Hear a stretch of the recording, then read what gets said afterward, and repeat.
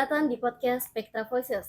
Perkenalkan, nama saya Filda Priadila Putri, dan di sini kita akan ngobrol santai tapi inspiratif tentang berbagai cerita menarik dari para tamu kita, khususnya yang berprestasi di bidang masing-masing.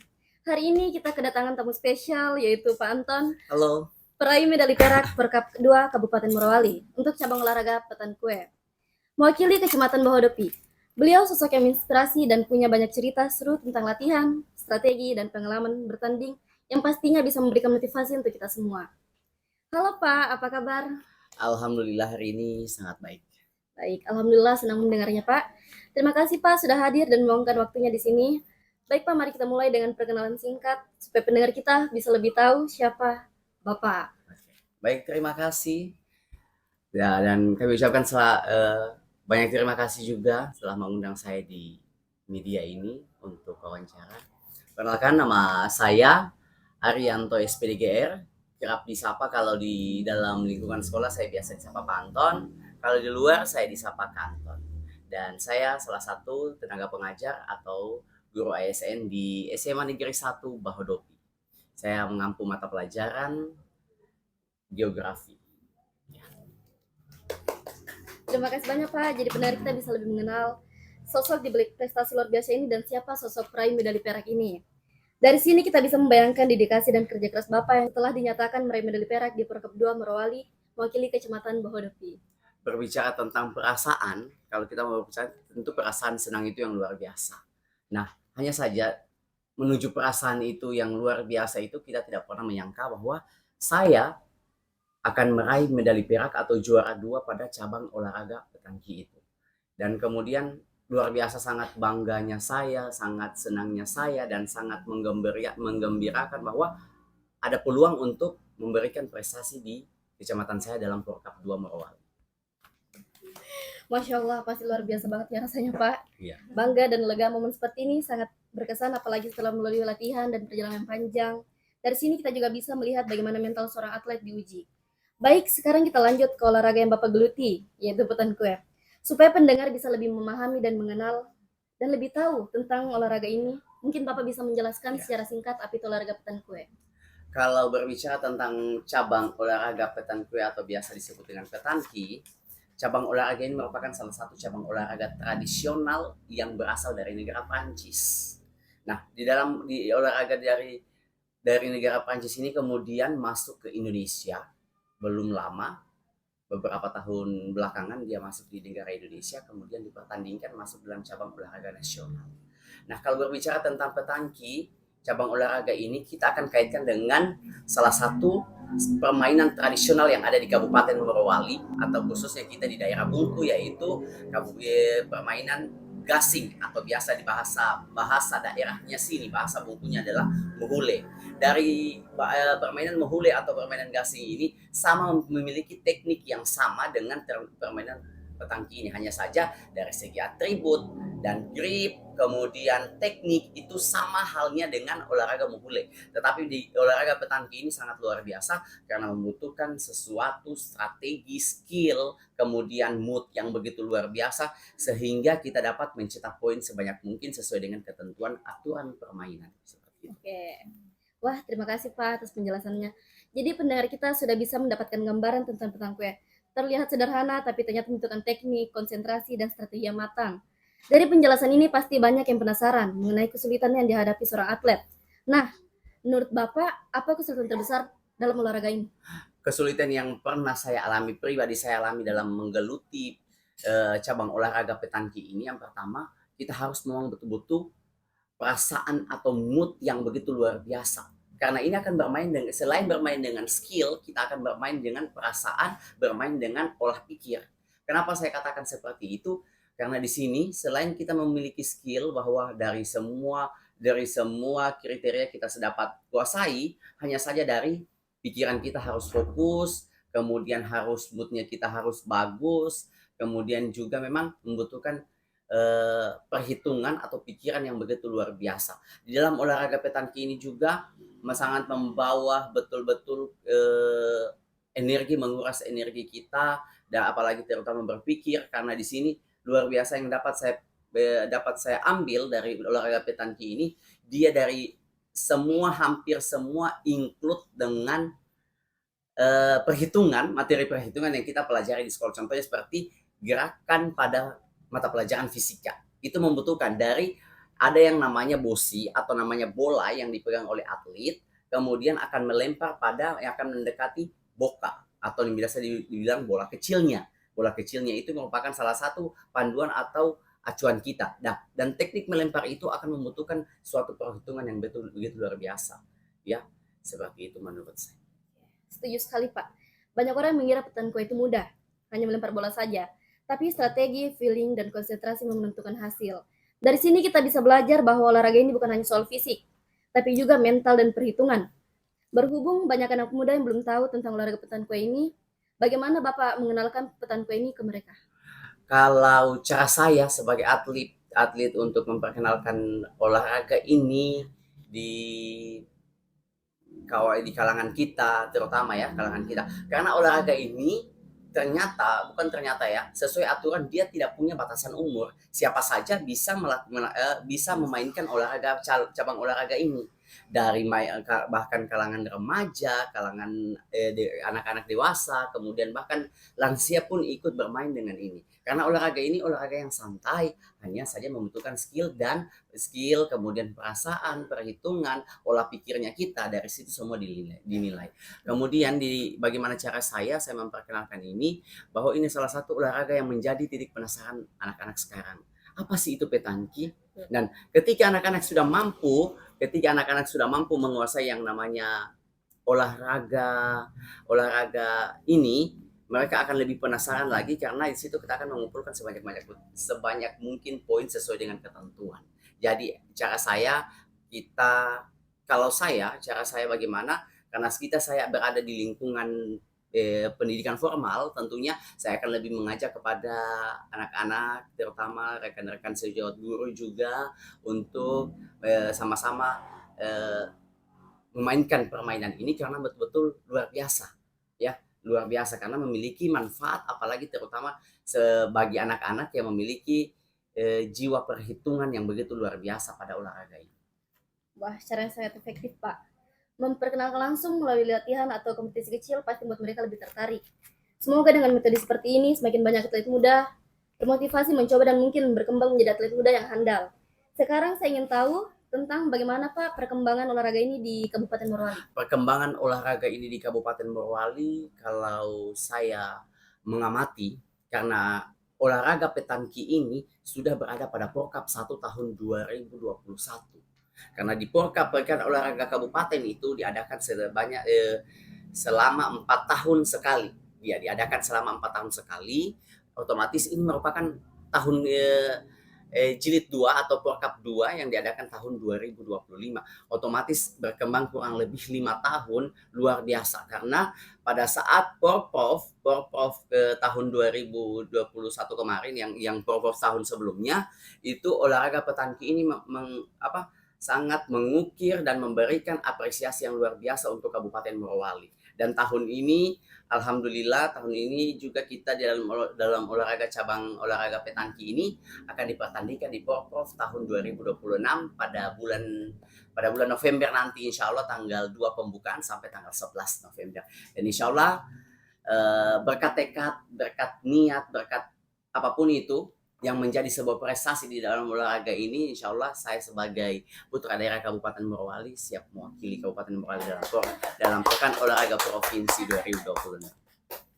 Amin. Semoga kedepannya semakin banyak bibit atlet yang muncul. Sangat menarik melihat bagaimana dukungan masyarakat dan pembinaan atlet bisa mempengaruhi perkembangan olahraga ini. Baik, mari kita lanjut ke topik strategi dan teknik Bapak selama bertanding.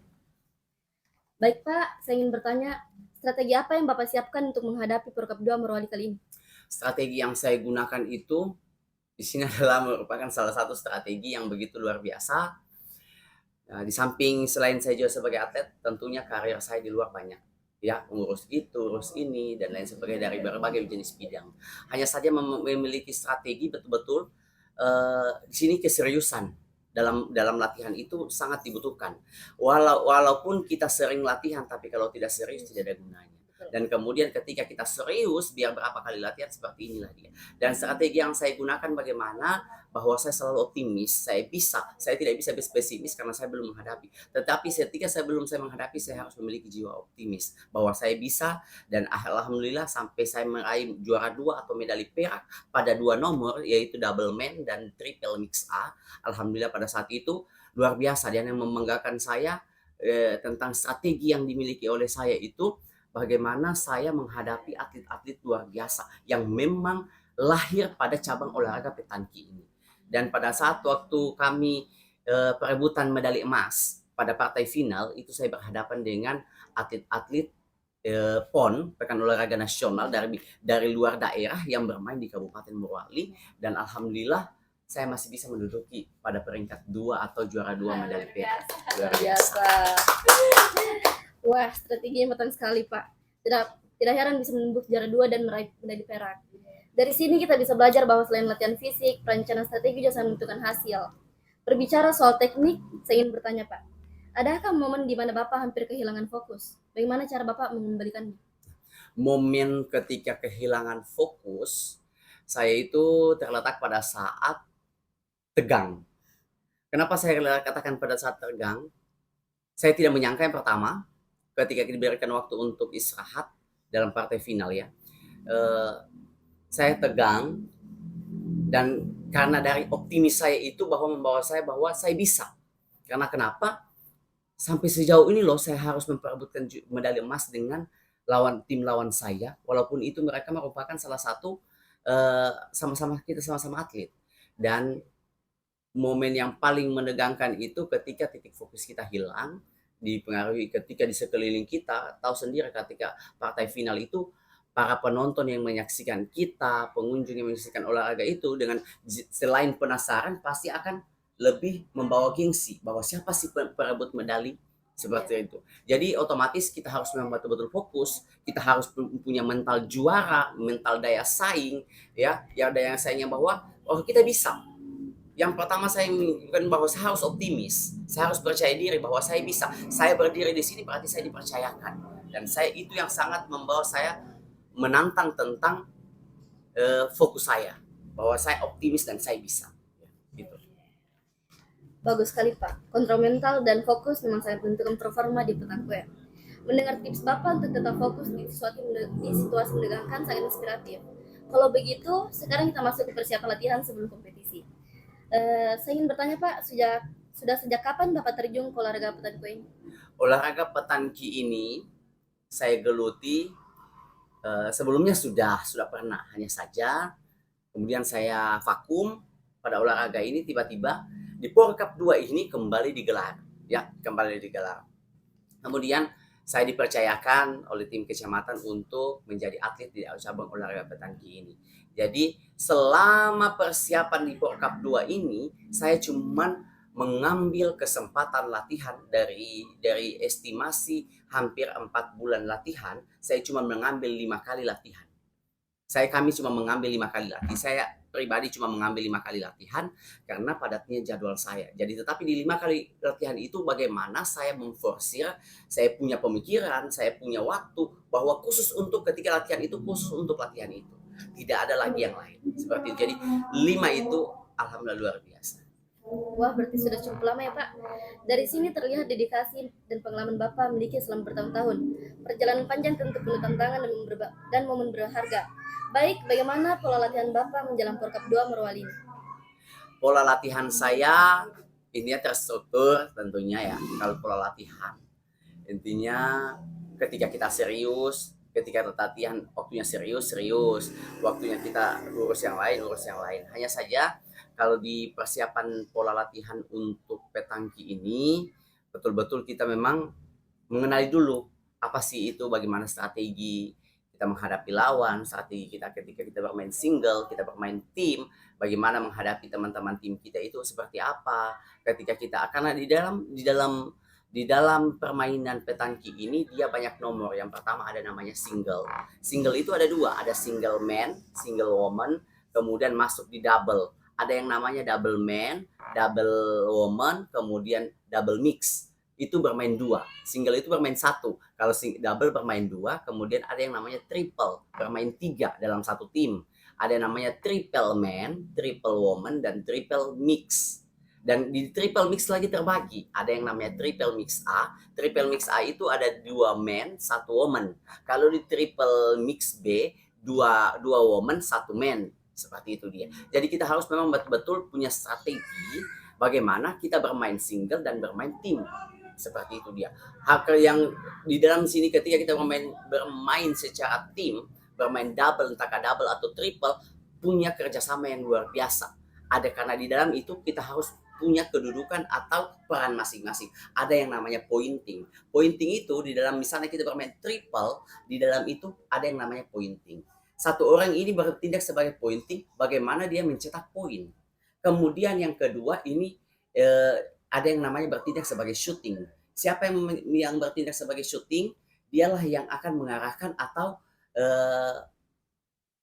menantang lawan dengan teknik permainan. Shooting itu adalah menembak bosi atau menembak bola lawan yang hampir memiliki poin atau melambung poin kita. Yang kemudian ada yang namanya tim sapu bersih. Di tim sapu bersih ini ada yang namanya dia bisa memainkan pointing dan bisa memainkan shooting. Khusus pribadi saya, kalau dari saya Pak Anton, kalau sendiri untuk bermain triple, saya selalu main di aman. Main di aman saya itu adalah sapu bersih. Saya bisa pointing dan saya bisa shooting. Mantap. Pantas saja performanya konsisten dan luar biasa, Pak. Latihan yang disiplin dan terarah memang berpengaruh besar terhadap hasil pertandingan. Selanjutnya kita masuk ke bagian yang lebih personal tentang pengalaman dan motivasi Bapak. Saya ingin bertanya, Pak, apa momen paling berkesan yang Bapak alami selama Porkap 2 Morowali? Momen yang paling berkesan yang saya pernah alami di Porkap 2 Morowali tahun 2025 ini, salah satu momentum yang sangat luar biasa. Saya hadir untuk Bahodopi, saya hadir untuk Kecamatan Bahodopi, dan saya merupakan bagian dari SMA Negeri 1 Bahodopi dan akan yang dipercayakan dari SMA 1 Bahodopi untuk mewakili kecamatan, dan kami di kecamatan dipercayakan untuk membawa nama daerah. Luar biasa momentum ini, tidak akan datang dua kali. Kalau datang dua kali itu namanya bonus. Jadi otomatis ketika dia datang dua kali itu namanya bonus. Tapi kalau datang perdananya itu memiliki chemistry yang begitu luar biasa. Luar biasa bagi saya, yang mengesankan bagi saya itu saya bisa membanggakan walaupun masih juara dua, atau saya sampai di titik itu luar biasa. Namanya permainan ada menang ada kalah. Tetapi jangan pernah katakan bahwa kita kalah. Kalah itu cuma pada satu momentum. Tapi masih ada kesempatan untuk belajar. Dan persiapan saya menuju Porkov itu begitu luar biasa untuk Kabupaten Morowali. Mantap. Wah, pasti momen itu sangat membekas di ingatannya, Pak. Saat-saat seperti ini biasanya menjadi motivasi tersendiri, tidak hanya untuk saat itu, tapi juga untuk pertandingan berikutnya. Dari pengalaman Bapak, kita bisa belajar bahwa setiap detik di lapangan punya arti besar. Berhubung perjalanan ini tidak selalu mudah, saya ingin tahu, pernahkah Bapak berada di dalam titik ingin menyerah? Apa yang membuat Bapak terus bertahan? Dalam titik sebuah yang menyerah itu, intinya ya, jangan pernah adakan titik itu, titik menyerah itu. Yang pertama adalah optimis. Ingat, di permainan cabang olahraga petangki ini harus profesional. Masalah pribadi jangan sangkut pautkan ketika kita bermain. Maka kemudian ketika di dalam permainan itu, ketika kita dapat permasalahan, habiskan di lapangan, jangan bawa keluar. Ketika kau bawa keluar akan menjadi penyakit untuk kita atlet. Nah kemudian tantangan yang selalu saya hadapi dari permainan ini, bagaimana cara kita menyikapi permainan ini seperti apa. Kemudian betul kita bawa ke diri kita bahwa yang pertama kita harus optimis, jangan pernah ada titik menyerah itu, ya. Karena sesuatu yang belum kita hadapi, belum kita tahu hasilnya, jangan pernah tanamkan pesimis. Prinsip saya, mencoba tak mengapa, asal jangan mengapa tak mencoba. Seperti itu. Luar biasa, Pak. Mental seperti itu memang menjadi ciri khas atlet hebat. Mendengar bagaimana Bapak tetap bertahan meski menghadapi tantangan pasti menginspirasi banyak orang, terutama atlet muda. Sekarang kita masuk ke harapan dan masa depan Bapak. Setelah Porkap 2, apa target Bapak berikutnya? Porprov, tingkat provinsi, atau tingkat nasional? Oke, baik. Luar biasa target saya ketika menghadapi di Porkap ini, jiwa penasaran saya tentang cabang olahraga ini masih menggebu-gebu sampai saat ini tentunya ya.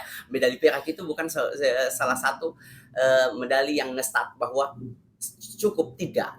Itu bukan membuat saya sebagai untuk cukup, tidak. Tetapi ke depannya apalagi kita menuju Porprov, menuju PON nasional ya, ataupun event-event lainnya di cabang olahraga ini tentunya membuat saya makin penasaran ya, membuat saya penasaran tentunya. Target saya sampai dimanapun itu saya tetap perjuangkan. Sampai di mana tinggal kita saja, tinggal diri saya saja yang mengolahnya seperti apa. Luar biasa. Amin, semoga semua target Bapak tercapai, amin. Dari sini kita bisa melihat bahwa seorang atlet selalu punya visi ke depan dan motivasi untuk terus berkembang. Lalu terkait atlet muda, saya ingin menanyakan, apa pesan motivasi Bapak untuk atlet-atlet muda yang ingin mengikuti jejak Bapak? Pesan saya, sekarang saya sudah berumur sekitar 26 tahun, ya luar biasa di kepala dua, ya atlet muda yang nantinya bergelut di cabang olahraga ini. Yang pertama, jangan pernah berhenti untuk mengukir prestasi. Kalau bukan hari ini, kapan lagi? Kalau bukan kita, siapa lagi? Dan kemudian, satu prinsip yang selalu saya tanamkan dalam jiwa penasaran saya tentang sesuatu, jangan pernah berhenti untuk terus berkembang. Dan satu kata-kata yang perlu kita harus ketahui, mencoba tak mengapa, asalkan jangan mengapa tak mencoba. Sesuatu hasil itu tidak ada hasil yang akan mengkhianati proses. Intinya. Masya Allah, pesannya sangat motivasi. Pasti banyak atlet muda yang bisa mengambil pelajaran dari pengalaman Bapak, baik dari sisi latihan, strategi maupun mental. Baik, sekarang kita masuk ke bagian penutup supaya Bapak bisa menyampaikan ucapan terima kasih. Siapa saja yang ingin Bapak ucapkan terima kasih? Baik, terima kasih. Ucapan terima kasih yang luar biasa khususnya datang dari saya sebagai atlet petangki perwakilan Kecamatan Bahodopi. Yang pertama, terima kasih saya ucapkan kepada pihak pemerintah Kecamatan Bahodopi yang sudah memberikan saya peluang, memberikan saya ruang untuk bergerak di cabang olahraga petangki ini yang begitu luar biasa, sehingga saya bisa kembali mengukir prestasi di bidang cabang olahraga untuk Kecamatan Bahodopi, menyumbang medali sekaligus ya pada momen ini 2 medali perak, 2 juara umum, luar biasa. Kemudian ucapan terima kasih saya kepada seluruh kepada instansi SMA Negeri 1 Bahodopi, khususnya Bapak Kepala Sekolah yang memberikan ruang, kemudian izin, kemudian kesempatan untuk membersamai kegiatan ini. Kemudian ucapan terima kasih saya ucapkan kepada seluruh pihak yang mensupport kegiatan cabang olahraga ini sehingga sampai saat ini kita terlaksana. Ya, kemudian seluruh pihak yang tidak dapat saya sebutkan satu persatu, terima kasih saya ucapkan atas motivasi, dukungan secara finansial, secara real, secara dan lain apapun itu bentuknya, saya ucapkan banyak terima kasih. Tentunya kepada anak-anakku yang sementara berjuang, teruslah berprestasi.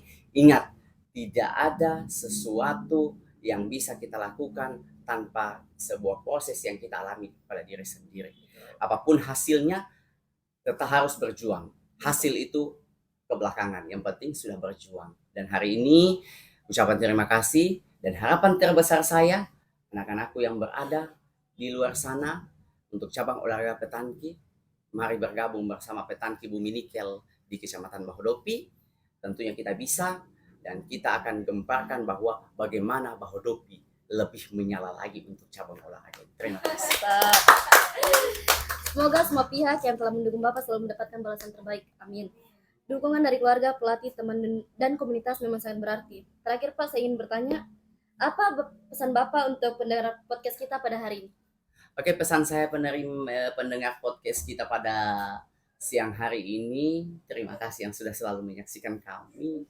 Podcast yang luar biasa memberikan kita ruang tentang bagaimana kita berkreasi, kemudian memaparkan secara real apa saja, apalagi podcast Mansa Bahodopi ini begitu luar biasa.